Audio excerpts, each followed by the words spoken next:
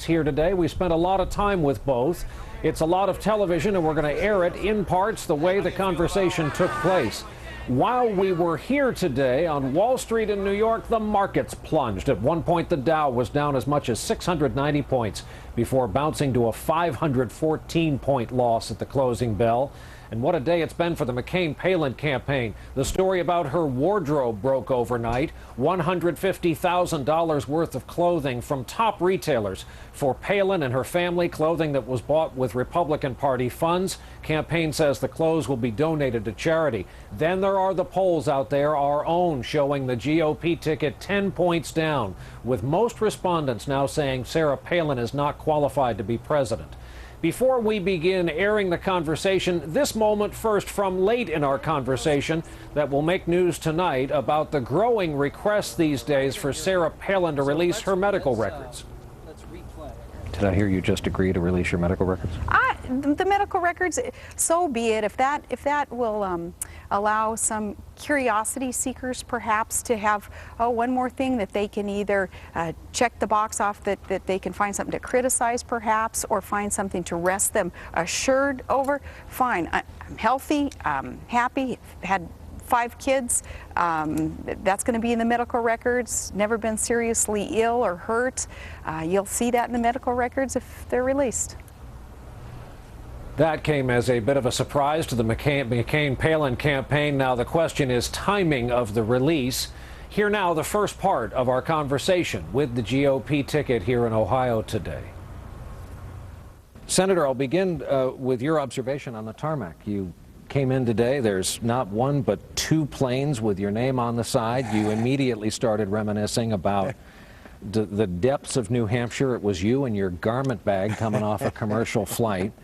But here you are, you're down. You're down in money. Yep. How do you stay up? Down in money, down in the polls. We got them just where we want them. What do you mean by that?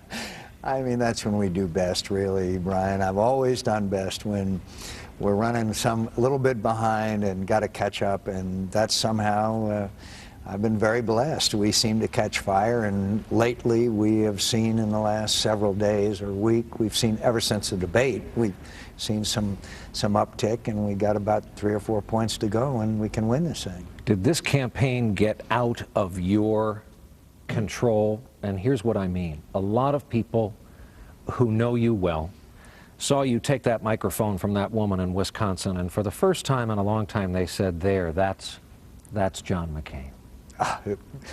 Brian, they either haven't been paying attention or don't want to. In my speech at the convention, I spoke of my admiration for Senator Obama, the fact that he had motivated so many people. I have said continuously of my respect for him, but that doesn't change my view that there are stark differences.